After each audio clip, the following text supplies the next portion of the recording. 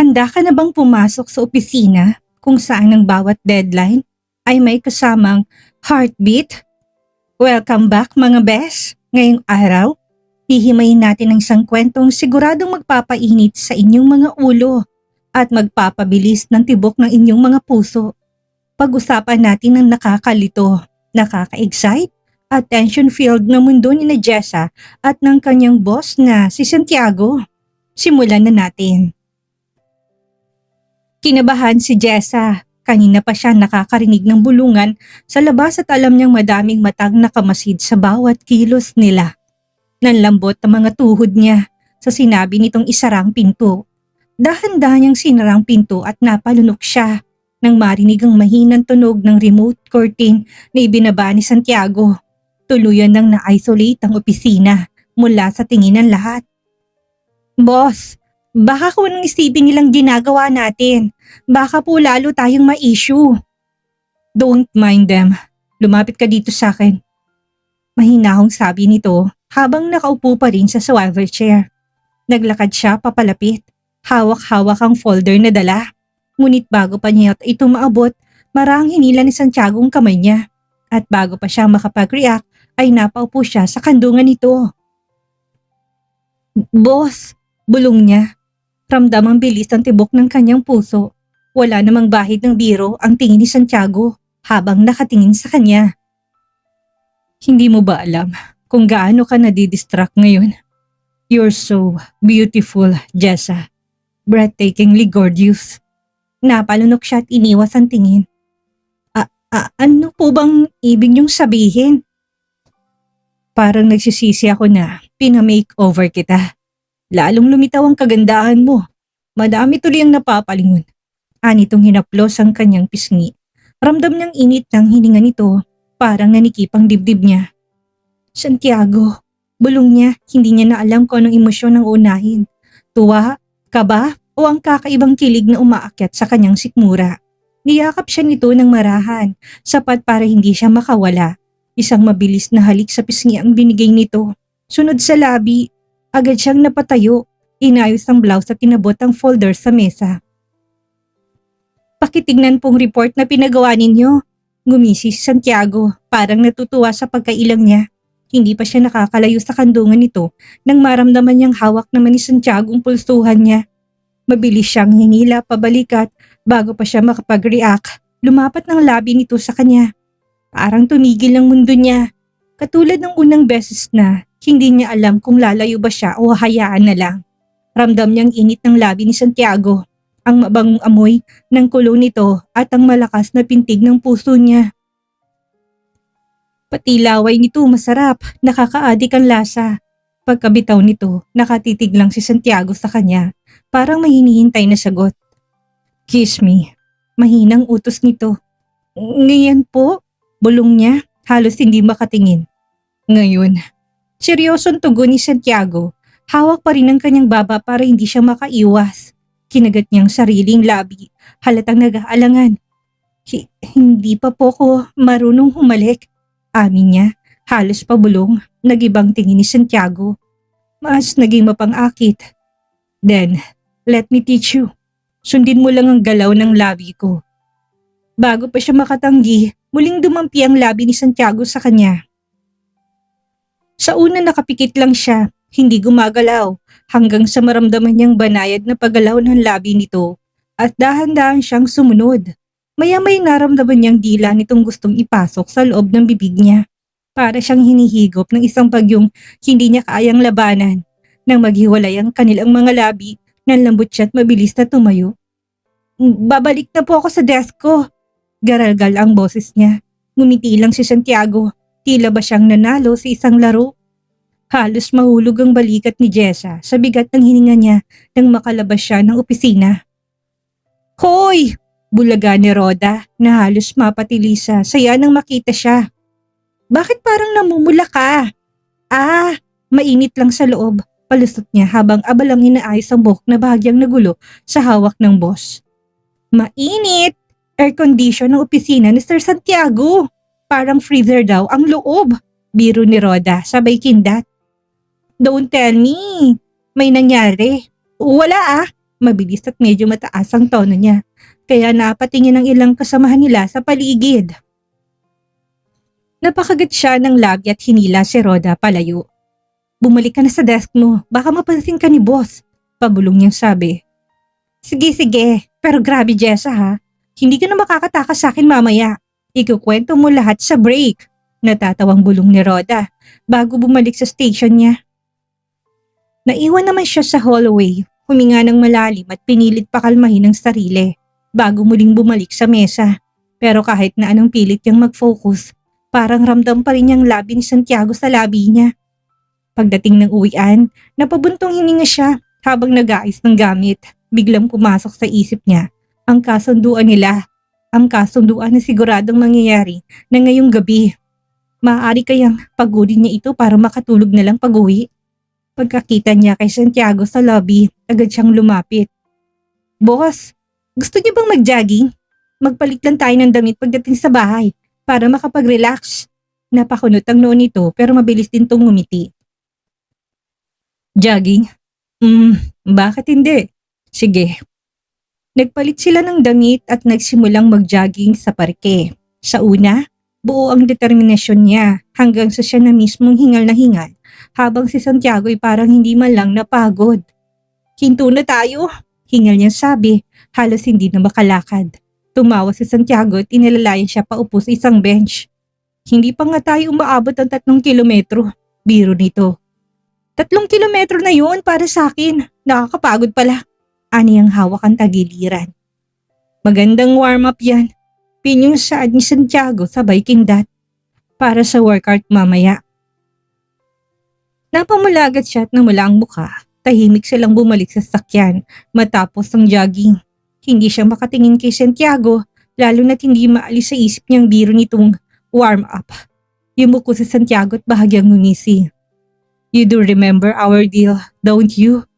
Parang biglang nalamig ang buong katawan niya. Pagpasok nila sa bahay, wala na si Yaya Dora, kaya mas lalo siyang nataranta. Tahimik lang si Santiago habang sinarang pinto pero ramdam niyang presensya nito sa likod niya. Gawin na natin ang exercise, mahinang sabi ni Santiago. Napaatras siya sa nadinig. Let's get ready. Let's shower together. Ani itong naging dahilan upang tuluyang magliyab ang pisngi niya. Gumapang ang kakaibang excitement sa kanyang dibdib. Mag-shower tayo together. Seryosong sabi ni Santiago habang tinatanggal ang relo at jacket. Kahit excited, parang nablangko ang utak ni Jessa. Hindi pa siya handa. Ngunit imbis na tumanggi ng diretsyo, pinilit niyang ngumiti. Baka gusto mo munang uminom, pampainit. Bahagyang nagangat ng kilay si Santiago. Pampainit? Tumango siya kahit kinakabahan. Oo, may nakita kong wine sa bar. Perfect para ma-relax. Walang imik na sumunod sa Santiago habang siya naman ay mabilis na kinuhang bote at 2 baso. Ito nang paraan ko para makaiwas kahit ngayong gabi lang, bulong niya sa sarili. Pinuno niyang baso at inabot kay Santiago. Cheers! Ngumiti at tumikim. Cheers! Pero wag kang magtaka kung hindi ako madaling malasing. Habang nag-uusap sila, sinikap niya na punuin ang baso ni Santiago. Umaasang tatamaan ito ng alak. Pero laking gulat niya nang mapansin na siya ang mas mabilis na nalalasing kaysa sa lalaki. Napangisi si Santiago at bahagyang lumapit. Nice try, Jessa. Pero sa tingin mo, makakatakas ka? Namula siya at halos ibaba ang baso. Wala naman akong... Ngunit pinutol nitong sasabihin niya. Mahinang bumulong. Huwag kang matakot. I'll be gentle. Tumango siya't nagpatuloy sa pagtagay. Hindi niya alam kung pang ilang baso ng hawak niya. Mainit ng pakiramdam niya at tila lumalabo ng paningin. Samantalang si Santiago, kalmado lang. Parang hindi malang tinatabla ng alak. Napangiti ito habang pinagmamasdan ng kanyang pamumula. Jessa, tawag nito sa malumanay na tinig.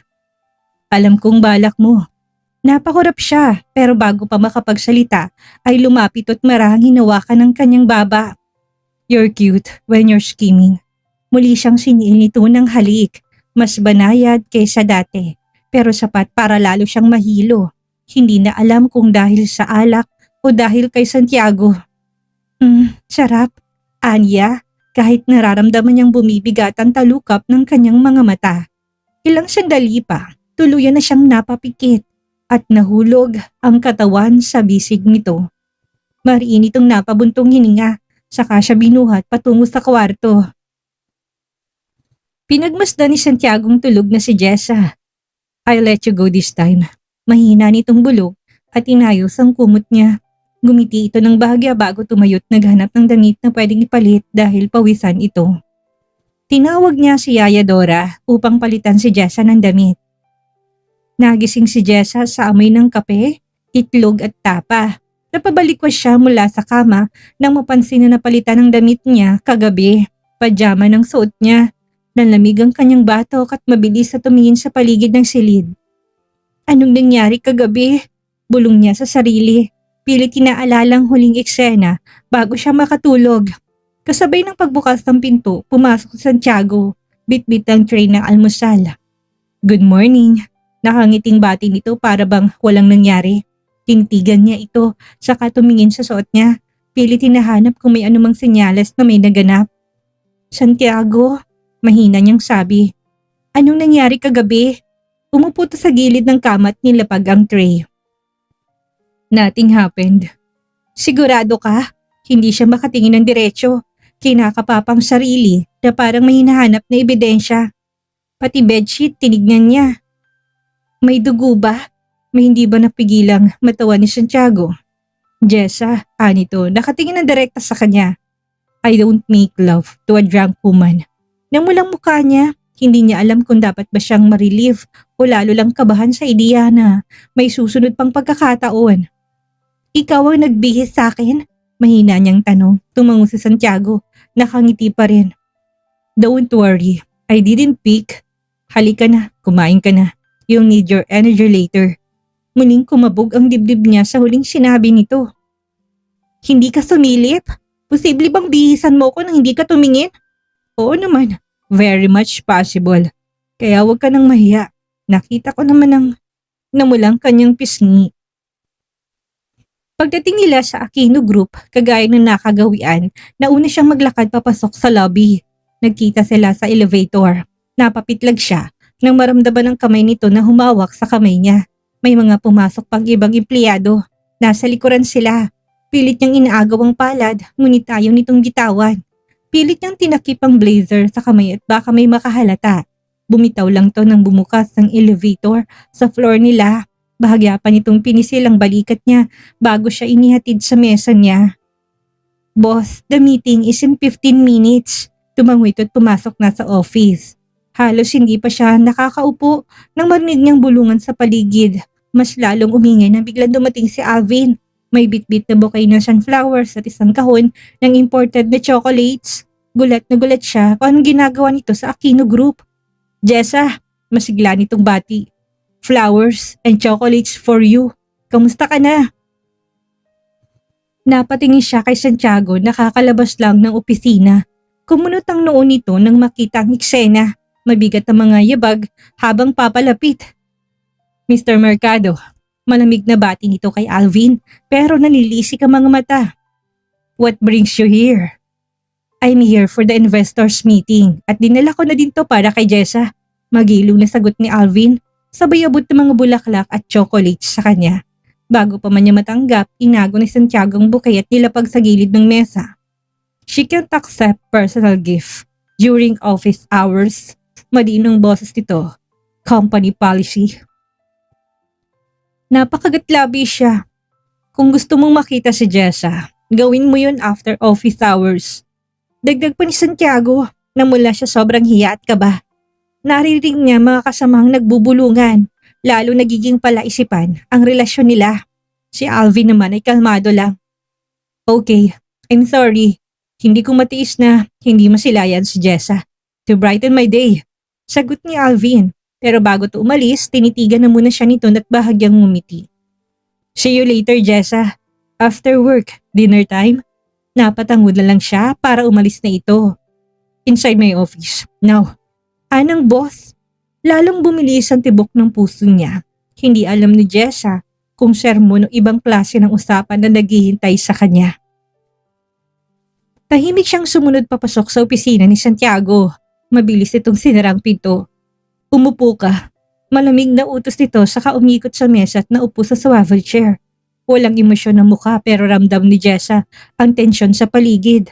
Pinipisil-pisil niyang kamay habang nakayuko. Boss, aniyang hindi alam kung anong sasabihin. Jessa, putol nito sa sasabihin niya. Malalim ang boses. Tila walang bahid ng galit, ngunit ramdam ang bigat. You do remember the agreement you signed, don't you? Napatingala siya. Agad sumikip ang dibdib niya. Opo, halos pabulong niyang sagot. Good. Tumango si Santiago sa kabahagyang ngumiti pero hindi yun umabot sa mga mata nito. Then I suggest you keep it in mind. Hindi kita pipigilan na makipagkaibigan sa kahit na sino. But remember why you're here. Remember our deal. Hindi siya nakasagot agad. Ramdam niyang nanunuyong lalamunan niya. Alam ko naman po. Mahinang sagot niya, halos hindi makatingin sa lalaki. Tumayo si Santiago, lumapit at tinukod ang dalawang kamay sa gilid ng mesa na para bang binabaon siya sa titig nito. I don't like repeating myself, Jessa. Huwag mo kong subukan, huwag mo kong galitin. You won't like it. Parang napako siya sa upuan. Hindi niya alam kung bakit pero imbis na magalit ay nakaramdam siya ng kakaibang kirot sa dibdib na parang gusto niyang ipaliwanag na wala namang kahulugan ang pagbisita ni Alvin. Tumalikod si Santiago, bumalik sa kanyang upuan at muling nagbukas ng laptop. You can go. Malamig na wika nito na parang wala lang lahat ng sinabi nito. Tumayo si Jessa, tumalikod na. Hindi niya alam kung naiinsulto ba siya o natatakot. O kung bakit may bahagi ng sarili niyang nasasaktan na parang hindi siya pinagkakatiwalaan ni Santiago. Hawak pa yung siradura ng pinto nang biglang huminto ang kanyang kamay. Ramdam niyang bigat ng hininga niya. Alam niyang malamig ang naging tono ni Santiago at tila may tampo ito at hindi siya mapakali na aalis lang ng ganun. Bumalik siya ng dahan-dahan at humakbang palapit sa mesa. Hindi pa rin tumitingin sa kanya, abala sa laptop. Pero napansin niya na bahagyang kumislot ang kamay nito nang maramdaman ang presensya niya. Santi, mahinang tawag niya, halos pabulong, hindi to sumagot. Bago pa siya lamunin ng kaba, mabilis siyang lumapit at bahagyang yumuko at bago pa siya makapag-isip kung tama bang gagawin niya, mabilis niyang ginampi ang kanyang mga labi sa labi nito. Isang mabilis na halik lang yun, pero sapat para mapahinto si Santiago sa ginagawa. Natigilan siya tumatras ng konti. Hawak ang dibdib na parang lalabas ang puso. Pasensya na po, nanginginig niyang sabi. Ayokong umalis na, galit ka sa akin. Dahan-dahan na tumayo si Santiago, nakatitig lang ito sa kanya na para bang binabasa ang isip niya. Jessa, mahina, ngunit mababang boses nito. Lumapit siya at bahagyang yumuko at inabot ang baba niya para ituwid ang muka. Kung manunuyo ka, bulong nito, bahagyang may ngisi. Huwag kang magmamadali. Bago pa siya makasagot, siya naman ang hinalikan nito. Hindi na mabilis at inosente gaya ng ginawa niya, kundi mabagal at madiin na para bang sinabsabing siya ang may kontrol sa sitwasyon. Ginaya niya ang galaw ng labing ito na nayong balahibong pusay niya sa katawan nang ipasok nitong dila sa kanyang bibig at laruin ang dila niya sa loob. Napakapit siya sa batok nito. Nang pakawalan siya, namumulang mukha niya at halos hindi makahinga. Pwede ka nang lumabas. You're forgiven. Sabi nito, ngayon ay may bahagyang lambing na sa tinig. Lumabas siya ng opisina na nanginginig pa rin ng tuhod. Pero hindi na mabigat ang dibdib niya. Sa halip para siyang lumulutang. Hindi mapigil ni Jess ang ngiti niya habang naglalakad pabalik sa mesa. Parang may sariling isip ang mga paa niya at bawat hakbang ay magaan. Ramdam niya pa rin ang init ng labi ni Santiago sa labi niya. Pag-upo niya, agad siyang tinapik ni Roda sa balikat. Hoy! Nakataas ang kilay nito. Bakit parang ang saya-saya mo? May good news na ba na hindi ko alam? Napakurap siya at mabilis na umiwas ng tingin. Wala naman. Mabilis ng sagot pero hindi maitagong pamumula ng pisngi niya. Sus! Umirap si Roda. Yung mukha mo, may glow. Parang in love ka. Bago pa siya tuluyang ma-corner, tumayo siya. Kape muna ako sa pantry. Sabi niya, umaasang matatakasan si Rhoda. Pero hindi siya tinigilan ng kaibigan. Sumunod ito sa kanya. Tahimik muna silang dalawa habang nagtitimpla siya ng kape. Ngunit hindi nakatiis si Rhoda at nagsalita na rin. Jessa, seryoso ha? Mahinang boses ito pero tinitigan siya ng diretso. Alam ko na may chismis na kumakalat tungkol sa inyo ni Sir Santiago. Pero tingin ko, hindi na lang to chismis. Napahinto siya, hawak ang tasa ng kape. Rhoda, wala kaming relasyon ni boss. Be, putol ni Rhoda, mas seryoso ng tono. Baka sobra ng involvement mo sa kanya. Boss mo siya, kung sakaling may mangyari. Hindi ba delikado? Ikaw lang ang talo. Napayupo siya. Alam niya na may punto si Rhoda. Pero sa puso niya, ibang-iba nang nararamdaman. Pabalik na sila sa kanilang desk na mapansin nila na may papasok na dalawang lalaki. Ang isa'y kilala niya, si Mr. Gilbert Aquino, ang ama ng CEO, kasama nitong isang lalaking halos kasing edad lang ni Santiago. Gwapo at may tindig din. Napahinto siya sa paglalakad. Uy, si Mr. Gilbert, bulong ni Rhoda, sabay siko sa kanya. Pero sino naman yung kasama niya? Tanong niya. Bahagyang ngumiti si Rhoda. Ah, yan si Mr. Lexus Aquino, half-brother ni Sir Santiago. Binigyan ng posisyon ng boss ang dalawa, kaya pala parang may hawig to kay Santiago. Pero higit na gwapo at nakakalamang ang amo niya. Hindi niya inaasahan na biglang lumapit sa kanyang lalaki. Hi, I'm Lexus Aquino. Bati nito sabay abot ng kamay. Saglit siyang natigilan bago tinanggap ang palad nito. Hi, ikaw si Jessa, right? Tanong nito na may kasamang magiliw na ngiti. I'm Lexus, kapatid ako ni Santiago. I just joined Aquino Group ngayong linggo. Hello po, sabi niya, bahagyang yumuko. Welcome po. Nagulat siya na makipagkamay si Lexus at hindi umalis kaagad. Nagkwento to na pinasok siya ng kanilang ama para matutunan ng buong operasyon ng kumpanya. Habang magiliw pa ring nakikipag-usap si Lexus kay Jessa tungkol sa trabaho, biglang dumating si Santiago. Halos mapako siya sa kinatatayuan nang makitang nanilisik na mga mata ng CEO habang dahan-dahang naglalakad papalapit. Nang mapansin to ng kapatid, ngumiti si Lexus. Kuya, napadaan lang ako dito sa executive floor. Nakilala ko na si Jessa. Totoo palang balitang napakaganda niya. Hindi sumagot si Santiago agad, bagkus tumingin to sa kanya. Jessa, office now. May trabaho kang naiwan.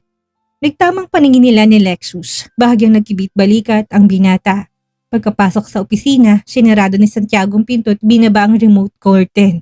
Tahimik tong umupo sa upuan na tinutok ang mataling na tingin sa kanya. Anong pinag-uusapan niyo ni Lexus? Tanong nito sa mababang boses. Wala naman po, nagpakilala lang siya.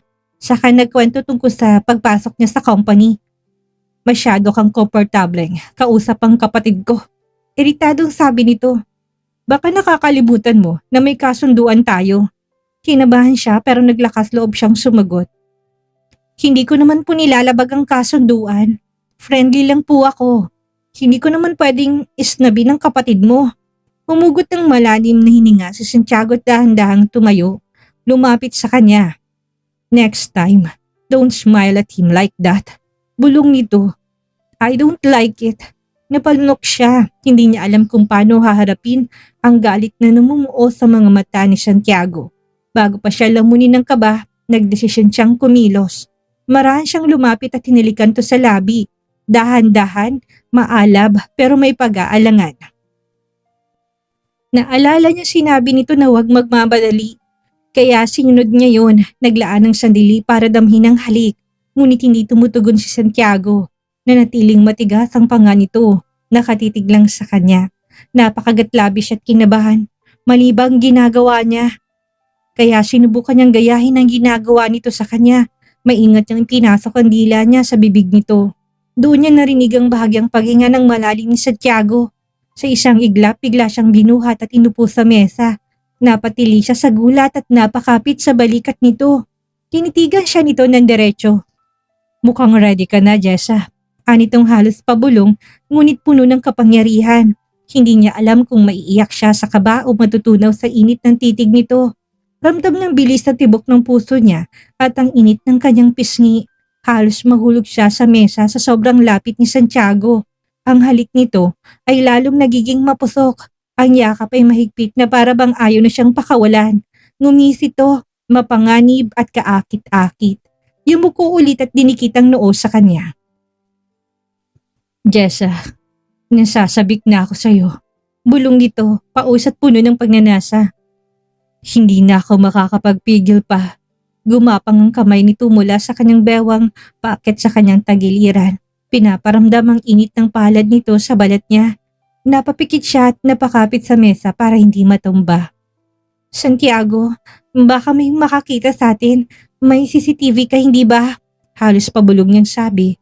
Nanginginig ang tinig. Ngunit tila bingi ito. Bigla silang may nadinig na katok. Pareho silang napatigil. Halos sabay na napatingin sa pinto. Mabilis na bumitaw si Santiago pero hindi kaagad inalis ang kamay sa bewang niya. Ramdam niyang mabilis na paghinga nito at ang titig na lalong nagpapainit sa mukha niya. Santiago, mahina niyang tawag. Hindi sigurado kung matutuwa ba siya na may kumatok o maiinis na naputol ang sandaling yun. Pero tila ayaw magpaawat ni Santiago. Muling siniil ng halikang labi niya. Parang katapusan na ng mundo kung humalik ito. Muling umaningaw-ngaw ang katok sa pinto. Mas malakas na. Shanti, busy ka ba? May sasabihin ako sa'yo, ani Don Gilbert. Napamura si Santiago sa inis at dahan-dahang inalis ang kamay sa kanya. You're lucky. Bulong ito sa tenga niya bago siya binitawan. Mabilis siyang umigtad mula sa mesa at inayos sa sarili. Pinindot ni Santiago ang remote door upang mabuksan. Hindi siya makagalaw, nanginginig pa rin at nalilito kung anong gagawin. Ibalik mo sa akin to after 30 minutes. Ani Santiago sabay abot ng folder sa kanya. Yes, boss. Ani ang tumalikod at bumati kay Mr. Aquino na tinignan siya mula ulo hanggang paa. Hindi magandang tingin ito sa kanya. Dad, ano problema? Ani Santiago hindi maitagong inis dahil siya naudlot ng mainit na sandali nila ni Jessa. Anak, pag-usapan natin tong si Lexus. Bahagya siyang sumimangot pero umupo rin sa tapat nito. Bakit mababang posisyon lang ang binigay mo sa kapatid mo? Seryosong tanong ng matanda. Ibinigay ko sa kanyang kaya niyang gampanan. Malamig na sagot niya. Hindi siya handa para sa mas mataas na responsibilidad. Hindi ba't trabaho mo rin nagabayan siya? Kapatid mo siya, may diin na sabi ni Don Gilbert na pangisi si Santiago. Dad, hindi ko pwedeng ibigay kagad ang isang posisyon na hindi niya kayang panindigan. Ayokong nasirang kumpanya dahil lang gusto mong spoil ang bunso mo. Nawala ng kibo si Don Gilbert. At isa pa, nagtagal ang titig nito sa kanya. Nakarating sa akin ng chismis tungkol sa assistant mo. Napatigil si Santiago, bahagyang nanigas ang panga. Kung totoo man yan, Santiago, patuloy ng ama. Pinapayuhan kita na pumili ng desenteng babae. Hindi yung assistant mong tsak na perang habol. Napag-usapan na namin ng pamilya ni Violet ang tungkol sa kasunduang pagpapakasal. Dad, huwag niyo akong pakialaman pagdating sa personal kong buhay. Mariing sabi niya. Santiago, this is about the company's image. Kailangan mo ng pamilyang respetado. This is about my life, sabi ni Santiago sa ama na may kasamang angin, tumayo mula sa upuan. Kung gusto niyong ipilit ang kasunduan kay Violet, gawin ninyo. Bakit hindi niyo ipakasal si Lexus? Nagtagis ang bagang ni Don Gilbert pero hindi na ito sumagot. Dad, I'm sorry. I'm busy. Ani ang gusto nang putulin ng usapan. Sige anak, huwag mo sanang masamain ang pagbibigay ko sa'yo ng payo. Ani tong alam niyang nagtitimpi sa kanya. Bumungat sa opisina niyang isang pamilyar na tinig. Santiago! Masiglang bati ni Violet. Kasama nitong amang si Don Julio, isa sa pinakamalaking investor at matagal ng business partner ng Aquino Group. Don Julio, kamusta po? Bati ni Santiago, nagbigay galang dahil malaki ang utang na loob niya sa matanda. Ito ang tumayo niyang ama sa larangan ng negosyo. Santiago, my boy! Malakas na tawa ni Don Julio. Perfect timing. Nandito kami para ayain ka mag-golf. Dala kong bagong clubs ko. Imported pa mula sa Japan. Sabi ko sa ama mo, magandang pagkakataon ito para makapag-usap tayo ng mga bagong proyekto.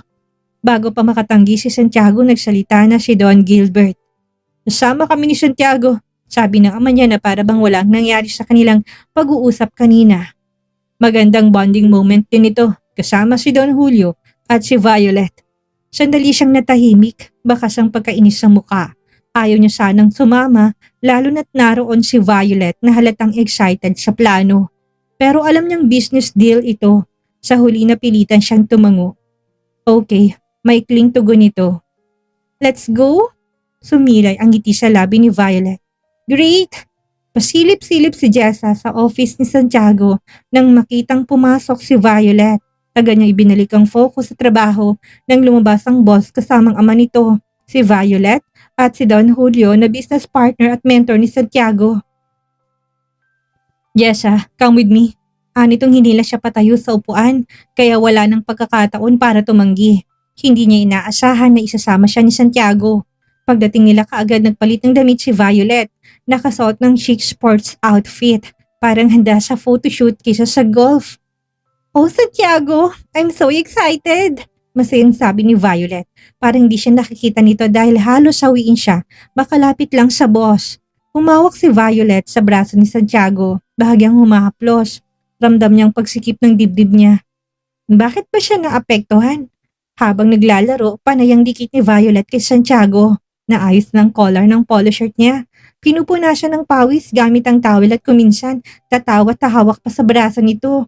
Hindi niya na mabilang kung ilang beses siyang lumunok at umiwas ng tingin. Parang sasabog ang dibdib niya. Sa gilid ng bench, umupo siya at pinilit na maging abala sa pag-check ng email sa phone kahit na wala namang urgent.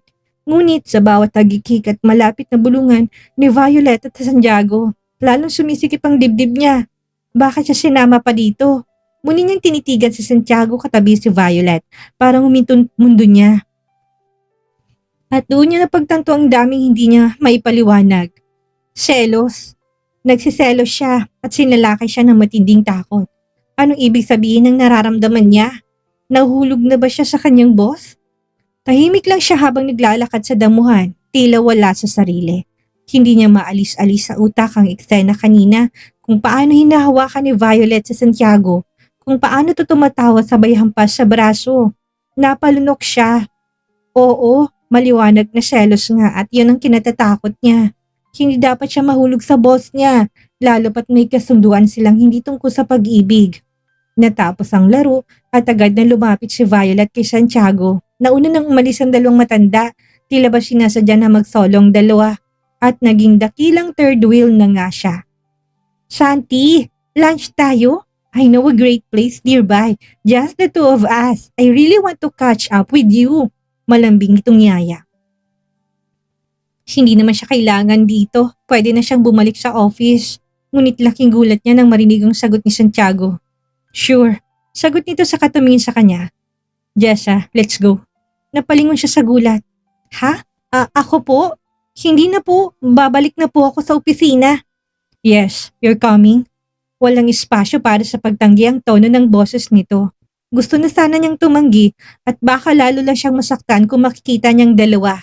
Pero wala siyang nagawa ng hawakan ni Santiago ang siko niya at bahagyang igiya palabas ng golf course. Masama ang tingin ni Violet sa kanya. Sa loob ng sasakyan, tahimik siya. Habang nagde-drive, si Santiago, ramdam niyang bigat sa dibdib at lalo niyang na-realize kung gaano nakalalim ang nararamdaman niya. Pagdating nila sa restaurant, table for 3 ang kinuha ni Santiago. Nakita niyang bahagyang pag-ikot ng mata ni Violet pero walang nagawang babae. Habang kumakain, panayang tawanan at kwentuhan ni Santiago at Violet. Hindi na siya makasabay. Kanina pa siya nakatungo habang hinihiwang steak niya. At bawat hiwa ay lumalakas ang puwersa niya at para bang kaya nang mabutas ang plato. Oh my gosh, Shanti! Do you remember that summer in Boracay? You almost drowned! Tawa ng tawa si Violet. Halos mapatong ng dibdib nito sa braso ni Santiago habang nakikipagkwentuhan. Napakagatlabi si Jessa. Pinilit niyang huwag pansinin pero sa laki ng dalawang papaya nito, umaalog pa na halos isabit sa braso ni Santiago. Bawat hagikik ni Violet, masakit sa tenga niya. Yeah, I remember. And you were crying like crazy. Natatawang tugon ni Santiago. Kumigpit ang hawak niya sa kutsilyo at tinidor. Halos mabali na to. Hindi niya na kayang makinig. Excuse me po, CR lang ako. Mahina niyang sabi tumayo. Mabilis siyang naglakad papunta sa banyo. Doon siya sumandal sa pinto tuminga ng malalim. Bakit ba ako naapektuhan? Hindi naman dapat. Bulong niya sa sarili habang tinititigan ng sarili sa salamin. Ramdam niyang bigat ng dibdib at parang gusto niyang umiyak pero pinipigilan niya. Naghilamos si Jessa ng muka. Pinilit ayusin ang sarili. Jessa, napatigil siya nang marinig ang pamilyar na boses. Lumigon siya at halos mahulog ang panga niya nang makitang naroon si Santiago sa pinto ng banyo ng babae. Boss? Bulong niya. Hinila siya nito papasok sa isang cubicle at sinarang pinto. Anong ginagawa niyo dito? CR ng babae to. Mahina pero may kabang tinig niya. Tinitigan siya nito at parang binabasang isip niya. Nagsiselos ka ba? Mabilis ang iling niya kahit ramdam niyang init sa kanyang muka. Hindi bakit naman ako? Hindi na siya natapos. Nilapat ni Santiago ang mga labi nito sa labi niya. Walang babala, walang pasakali. Ramdam niyang bigat ng katawan nito habang sinisisik siya sa dingding ng cubicle. Boss, pilit niyang tinutulak ang dibdib nito pero ang mga kamay niya tila nangihina. Mas lalo pang dumoble ang kaba niya nang biglang bumukas ang pito ng banyo at may narinig siyang yabag. May tao, ngunit hindi tumigil si Santiago. Mas lalo pa nitong pinagdikit ang katawan sa kanya at sinilang kanyang labi at wala siyang magawa kundi humalik pabalik. Ramdam niyang hininga nito sa pisngi. Ang init ng kamay nito na nakahawak sa bewang niya. Ang kaba niya ay unti-unting nahaluan ng kakaibang kilig. Nang marinig nila na bumukas at sumara ulit ang pinto ng banyo, saka lang bahagyang kumala si Santiago. Mas gusto ko kung nagsiselos ka. Bulong nito sa tenga niya bago tuluyang lumabas ng cubicle na para bang wala lang nangyari. Si Jessa naman inapasandal sa pinto. Hawak ang dibdib at halos hindi makahinga. Ano ba to? Bakit parang gusto niya na ring umamin ng feelings? Pagbalik nila sa mesa, para bang walang nangyari kay Santiago. Relax ito nang muling naupo sa tabi ni Violet. Nakikinig sa kwento nito habang pinipihit-pihit parang wine glass sa kamay. Samantalang siya, halos hindi makatingin ng diretso. Ramdam niyang init sa pisngi niya na para bang may malaking karatakula sa noo niya na nagsasabing may nangyari sa banyo. Okay ka lang ba, Jessa? Tanong ni Violet. Nakataas ang kilay habang sinusukat siya mula ulo hanggang paa. Medyo nahilo lang po siguro ko sa amoy ng perfume. Mabilis niyang palusot sabay ngumiti. Umismid ang babae. Excuse me, mamahalin ang pabango ko. Hindi po pabango ninyo, cologne po ni boss. Pinilit niyang tinuon ng pansin sa state sa harap niya.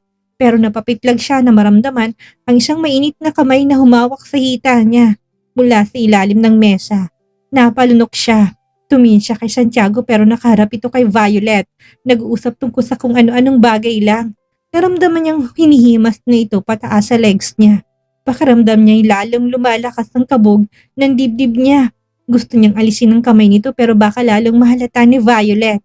Sa gilid ng mata niya, nakita niya na nakangisi si Santiago habang patuloy na nakikinig sa sinasabi ni Violet. Maya-may kamay naman niyang kinuha at pinisil-pisil. Normal bang ganito sa lalaki?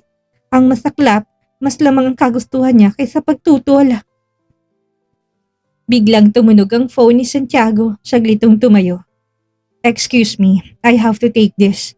Sabi nito at lumabas ng restaurant. Naramdaman na isang mainit na kamay na humawak sa hita niya mula sa ilalim ng lamesa. Napalunok siya. Tumingin siya kay Santiago pero nakaharap to kay Violet. Nag-uusap tungkol sa kung ano-anong bagay. Saglit itong tumayo. Excuse me, I have to take this. Sabi nito at lumabas ng restaurant. Baka iniisip mo na may gusto sa'yo si Santiago. You're not his type. I let him go once. Para sa isang babae, si Mira. Pero luckily hindi siya gusto ni girl. And now this is my chance. Wala naman sana maging hadlang dahil handa akong gawin ng lahat para mapasakin si Santi. Naramdaman niyang bigat sa dibdib. Baka akala mo wala akong alam sa galawang gold digger mo. Look at you. Alam kong hindi mo kayang bilhin ng sweldo mong mga damit na suot mo ngayon. Uminit ang ulo niya. Huminga siya ng malalim bago nagsalita. Violet, boyfriend mo ba si Santiago? Natigilan ng babae. Hindi pa, pero nagkasundong pamilya naming ikakasal kami. Pailing-iling siya. Kausapin mo ko ulit kapag niligawan ka na niya at may relasyon na kayo para magkaroon ka ng karapatan. Ani ang nakangiti na ng nanunuya. Nakita niyang paghigpit sa kutsilong hawak nito pero hindi siya nagpatinag. Gusto mo bang malaman kung anong ginawa namin sa banyo kanina? Nalaki ang mata ng babae. Tatawa sana siya kaso'y bumalik si Santiago sa mesa. Walang alam sa naganap na pag-uusap. Shall we continue? Tanong nito, nakatingin sa kanya. Nilapit niyang sarili dito para mas mainis si Violet.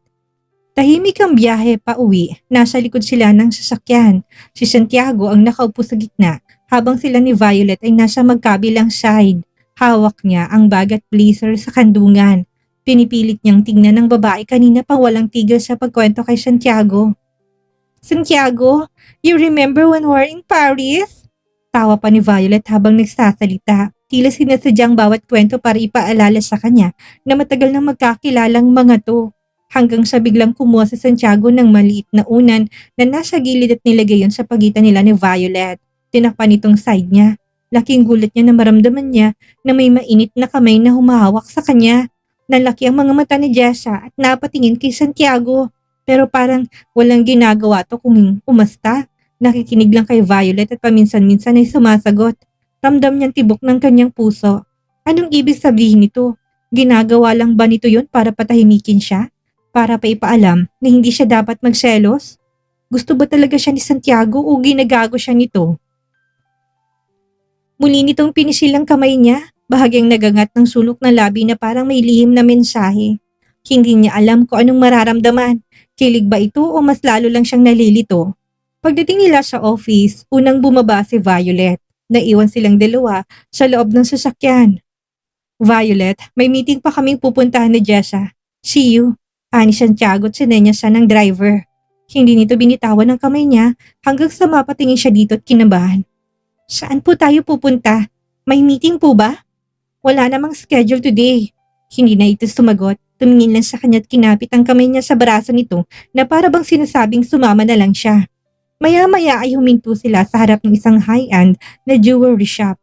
Santiago, bulong niya pero inakbayan lang siya nito at tinalalayan papasok. Pili ka. Maikling sabi nito. Sa harap nila ay nakadisplay ang iba't ibang mamahaling singsing. Hindi yan pang corporate gift. Hindi rin yan pang birthday. Bakit? Tanong niya. Lumapit si Santiago sa isa sa mga display at kinuhang tray. Couple ring. Gusto ko lang parehas tayo ng singsing. Nalaki ang mga mata niya. Santi, baka kapag may nakakita nito lalo tayong machismis. Ngumisi lang to. You signed the deal, Jessa. And I keep my promises. Gusto kong makita ng lahat na hindi ka basta assistant lang. You're mine. Kinuha nitong isang simpleng eleganteng design. Hindi sobrang bongga pero halatang mahal at bago pa siya makatanggi ay sinuot na ito sa daliri niya. Nalamig ang palad niya habang nakatingin sa makintab na singsing. Ramdam niyang bigat nito, hindi lang dahil sa presyo kundi sa ibig sabihin nito. Isuot mo sa akin. Binigay ni Santiago isa pang singsing at sumunod siya dito. Now, we match. Sabi nito, hindi niya alam kung matutuwa ba siya o lalo lang siyang matatakot. Obsessed nga pala to dati kay Mira. Hindi gaya, siya naman ang target nito. Pero parang okay lang kung ma-obsess sa kanyang boss. Akala niya tapos ng meeting nila nang maisuot ng singsing. Pero bago pa siya makabawi, hinila na naman siya ng boss sa kabilang section ng shop. Santi, sobra na talaga. Pigil niya pero hindi to tumigil. Nope, I'm investing. Mahinang sabi nito habang tinitignan ang display ng mga relo. Kinuha nito ang dalawang identical watches, isa para sa kanya at isa para sa sarili. Eleganteng-elegante, halatang limited edition. Santiago, please, hindi ko kayang bayaran ng mga to. I didn't ask you. Malamig pero may bigat ang tono nito. Sinuot itong relo sa pulso niya at hinalikan yun sa harap ng sales lady. Bakas ang inggit sa mata ng mga staff. Perfect. Bulong nito, parang hindi pa yung sapat. Dinala siya nito sa kabilang side ng shop. Bumungad ang kumikislap na mga hikaw at kwintas. Santiago, sobra na talaga. Pilit niyang pigil. Pero may hawak na jewelry set ang sales lady at tila sabik na ipasuot yun sa kanya. Part of your incentive. Sagot ni Santiago na walang pakialam sa presyo. Bago pa siya makatanggi, nakasabit na sa leeg niyang isang napakagandang diamond necklace na bumagay palalo sa new look niya. Halos matunaw siya sa kinatatayuan. Hindi ko kayang bayaran lahat ng ito. Tumingin ito sa kanya, seryosong mga mata. These are gifts. Nitong hinalikan siya sa pisngi. Sa wakas natapos din ito sa pagbili ng alahas. Kumakabog pa din ang dibdib niya habang nasa likod ng sasakyan. Mukhang kailangan na talaga niya magbayad mamayang gabi. Ang mga daliri niya hindi mapakali. Halos kumuyom sa laylay ng palda. Paano niya malalagpasan ang gabing ito? Buti na lang, sobrang traffic. Sa unang pagkakataon, gusto niyang manatili pa sa gitna ng trapiko. Mas mabuting malate ng uwi kaysa dumiretso sa posibleng paniningil ni Santiago sa kasunduan nila. Kuminga siya ng malalim at pinilit maging kalmado. Santiago, may bibilhin pala ako sa drugstore. Napatingin ito sa kanya, bakas ang pagtataka. Pero isang tango lang ang sinagot nito. Kuya, ihinto mo muna sa may convenience store. Pagkapasok niya sa drugstore, halos buong rack ng sanitary napkin ay binili niya. Iba't ibang brand, iba't ibang sizes, para lang maging convincing. Paglabas niya, dala niyang malaking paper bag at pinilit na ngumiti. Gamit niyang card na binigay ni Santiago. Masarap palang mamili na hindi nagko-compute kung kasya bang pera niya. Anong binili mo? Napkin. Umangat ang kilay ni Santiago. Ganyan karami? Parang pang isang taon? Namula siya't nagkibit balikat. Wala lang. Gusto ko lang mag-stock. Tahimik to sandali tapos biglang tumawa ng mahina. May buwan ng dalaw ka? Tanong nito na parang sinusukat ang reaksyon niya. Tumango siya. Pilit na seryosong mukha. Oo, kanina kaya ako nagpunta sa CR. Kaya hindi pwede ngayon. Hindi to nagsalita agad. Tinignan lang siya nito ng matagal. Napalunok siya sa kaba pero maya-maya ay ngumiti ito ng mapanukso. Ilang days. Sabi nito, nakatingin pa rin sa kanya. Lalong bumilis ang tibok ng puso niya. Hindi ko alam. Iba-iba. Minsan 10 days. Minsan 14 days. Kailan niya kahit na 3 to 5 days lang siyang nagkakaroon. Teka, hindi ba maubusan ka ng dugo sa tagal? Baka hindi normal yan. Magpa-check up ka. Hindi, may ganun ka talaga. Pero pwede naman yata makipag-sex kahit na may menstruation, hindi ba? Ew, maghintay na lang tayo. Basta, kapag pwede na, sabihan mo ko kaagad. Gustong gusto ko nang. Tinakpan niyang bibig nito at ninusong driver na natiling hawak ni Santiago ang kamay niya pero hindi niya na napigilan ang magtanong kahit pakabado siya. Santiago, maingat ang tono niya. Girlfriend mo ba si Violet? Sabi niya kasi kakasal na kayo. Napalingon si Santiago kay Jessa na kunot ang noot para bang hindi inaasahan ang tanong. Family friend lang siya, sagot nito. At business partner ng Aquino Group ang pamilya nila. Wala nang iba. Napakagatlabi siya. Wala nga ba talagang iba? Bago pa siya mapigilan ng sarili, tuloy-tuloy ang tanong na lumabas sa bibig niya. Magpapakasal ka ba sa kanya? Nanahimik si Santiago. Tumitig lang ito sa kanya ng ilang segundo. Tila sinusuring laman ang kanyang tanong at kung saan to nanggagaling. May sumilay na mapanuksong ngiti sa labi nito. Bakit? Tanong nito, mababang boses. Tututol ka ba? Namula siya't napapikit. Hindi, gusto ko lang malaman. Bagay kayo, maganda si Violet. Mayaman, sexy at matalino. Ani ang parang pinipilas ang sariling puso. Humingata ng malalim. No, hindi ako magpapakasal kay Violet. Never. Bahagyang lumuwag ang dibdib niya pero biglang gumulo ulit ang isip niya. Ano ba itong nararamdaman niya? Bakit parang nabura lahat ng agam-agam sa kanyang dibdib? Santiago smirk. Satisfied? Hindi siya kagad nakasagot. Tumango na lang siya at ibinaling ang tingin sa labas ng bintana. Pagkapasok nila sa bahay, dumiretso siya sa kanyang kwarto.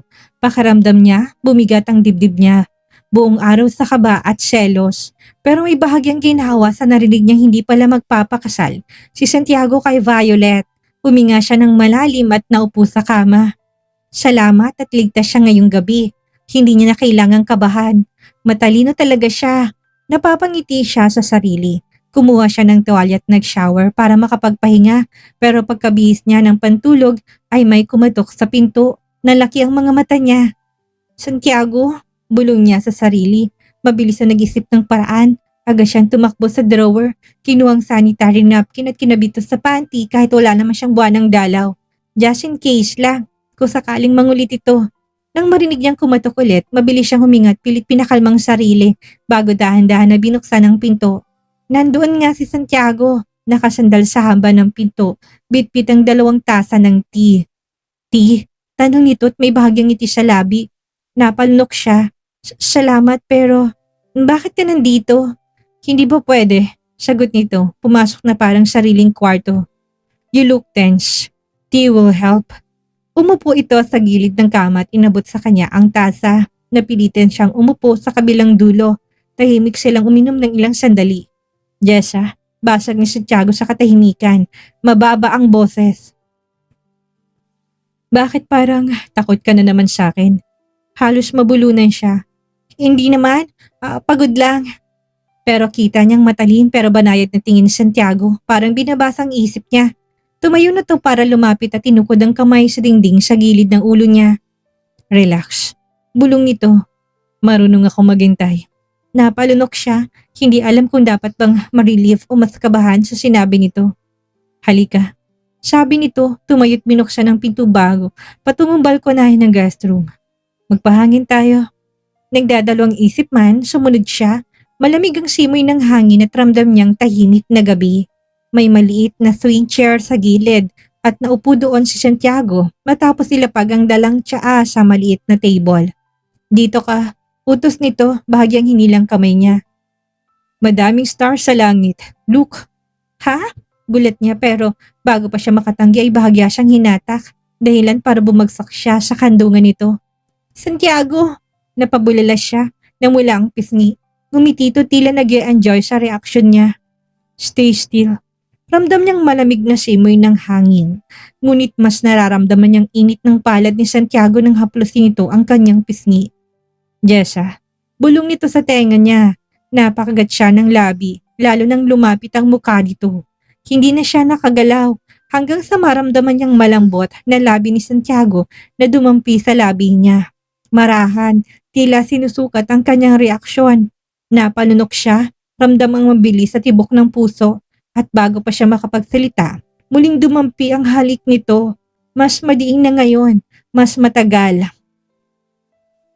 Literal na nagpapalitan na sila ng laway ng boss. Hindi niya alam kung saan ipapaling ang mukha niya kaya napapikit na lang siya tinayaan ng sariling namnamin ang matamis na halik. Better, bulong ni Santiago nang bumitaw. You're learning fast. Namilog ang mga mata niya. Relax, sabi nitong muli. Hawak pa rin ang kanyang pisngi. I'm not asking for more tonight. Gusto ko lang maramdaman mong akin ka. Hindi niya alam kung dapat bang mainis, kiligin, o matakot sa sinabi nito. Pero ang totoo, hindi niya na kayang itago sa sarili na may kakaiba na talaga siyang nararamdaman para sa kanyang boss. Naubos din niya ang tea pero halos hindi niya na maalalang lasa dahil masabala siya sa init ng halik na pinagsaluhan nila. Namamaga na yata sa tagal ang halikan nila. Santiago, mahina niyang wika, halos pabulong. Bukas naman, manhid na yata yung labi ko. Ngumiti lang ito, tila aliw na aliw sa pamumula ng pisngi niya. Pero bago pa siya makahinga ng maluwag, yumuko ito at kinagat ang pang-ibabang labi niya. Santiago, napasa po siya sa liig. Hindi ko akalain na napakasarap mo pala.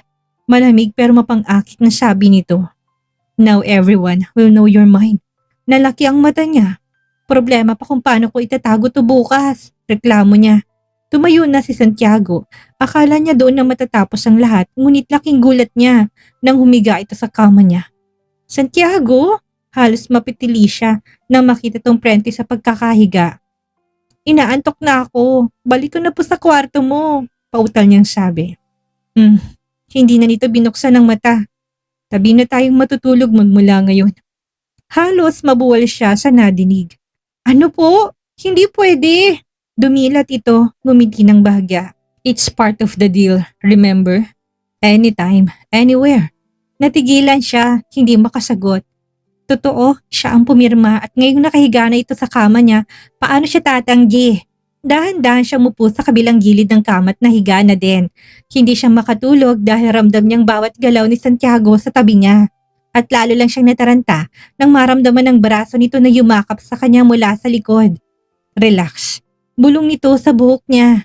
Just sleep. I'm not doing anything tonight. Pero paano siya makakatulog kung ang lakas-lakas ng kabog ng puso niya at nakadikit ang katawan ni Santiago sa kanya? At hanggang dyan na muna tayo sa mainit na yugtong ito ng kwento ni Jessa at Santiago. Kita nyo naman mga kasummer, sa mundong ginagalawan nila, lalong nagiging madulas ang linya sa pagitan ng profesionalismo at personal na nararamdaman. Nakaka-excite? Oo. Nakakaba? Sobra. Pero kung may isang bagay tayong matututunan sa nangyayari kay Jessa, ito ay ang katotohanan na ang bawat kasunduan, gaano man kasimple sa papel, ay may kaakibat na timbang sa emosyong hindi natin kayang kontrolin. Madaling sabihin na business is business. Pero pagdating sa puso at sa taong nagpapatibok nito, ang terms and conditions ay madalas na nagiging blur. Minsan, ang pag-iwas ay hindi sapat para protektahan ng sarili at ang pagharap sa katotohanan ay mas nakakatakot kaysa sa mismong laro ng tukso. Kaya tanong ko para sa inyo, sa tingin nyo ba, tama lang bang ginagawa ni Jessa na patuloy na sumunod sa laro ni Santiago? O oras na para bumawi siya at bawiin ang kanyang sariling kalayaan? Salamat sa pakikinig sa part na ito. Huwag na huwag kayong mawawala sa susunod dahil siguradong magiging mas wild at mas komplikadong takbo ng kanilang mundo. I-comment nyo na rin ang inyong mga thoughts at hanggang sa muli. Laging tandaan, ang puso, hindi yan nakikinig sa company policy. Maraming salamat po.